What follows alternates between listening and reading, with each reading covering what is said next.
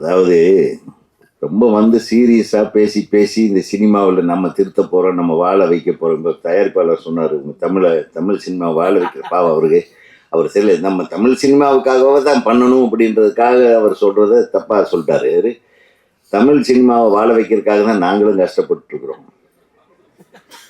ரொம்ப கஷ்டப்படுறது செல்வமணி சார்.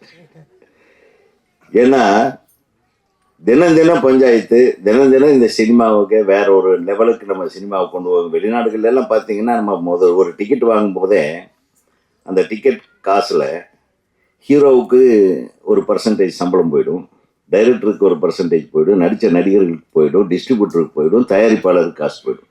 ஒரு டிக்கெட் நம்ம வாங்கும் போதே அந்த மாதிரி தமிழ் சினிமா உருவாகணும். அப்போதான் நேர்மையாக படம் எடுக்கிறவங்க நேர்மையாக படம் எடுப்பாங்க. நல்ல படங்களுக்கு அப்பப்போ அவங்களுக்கு உண்டான வெகுமதி வந்து சேரும், லாபங்கள் வந்து சேரும். ஸோ அதை தொடர்ந்து அந்த மாதிரி ஒரு நிலைமை நம்ம அடையிறதுக்காக போராடிட்டு இருக்கோம். அதுக்கு மிக முக்கிய ஒரு போராளியாக செல்வமணி சார் இங்கே இருக்கார்.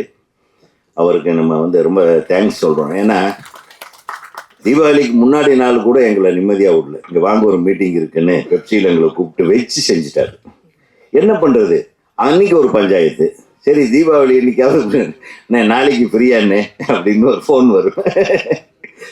அப்படி அதாவது நம்ம சினிமாவுக்கு எப்பயாவது நல்ல அடிக்கடி எனக்கு அவர்கிட்ட பிடிச்ச விஷயம், நானே கேட்பேன், ஏன் தம்பி இவ்வளவு டார்ச்சர் அனுபவிக்கிறேன், நீயும் தூங்கவே மாட்டியா அப்படின்னு தான் கேட்பேன் அவரை, செல்வமணி சாரை. அவர் சொல்லுவார், செல்வமணின்னு ஒரு பேர் எப்படி வந்தது, இந்த சினிமாவினால தான் இந்த செல்வமணிக்கு எல்லாத்துக்கும் தெரியுது. அந்த சினிமாவுக்காக நம்ம ஏதாவது செய்யணும் இல்லை, அதுக்காக தானே நான் இப்படி இருக்கிறேன், இப்படி செய்கிறேன்னு. ஸோ அந்த நல்ல உள்ளத்துக்கு நம்ம இந்த இடத்துல நம்ம பொதுவாக நம்ம எல்லாரும் தெரிஞ்சுக்கணும். ஏன்னா ஏதோ சும்மா வர்றாங்க கூப்பிட்றாங்க நாங்கள் எல்லாம் வர்றோம் அப்படிங்களா.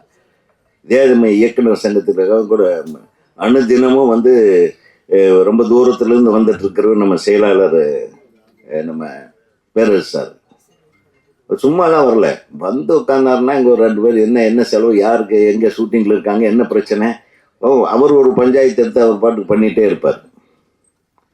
இதெல்லாம் எதுக்குன்னா, we love cinema, we want this industry to be free and happy.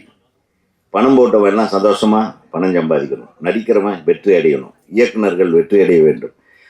நல்ல விஷயங்களை நம்ம தமிழ் மக்களுக்கு என்டர்டெயின்மெண்ட்டாக சொல்லணும், அவ்வளோதான்.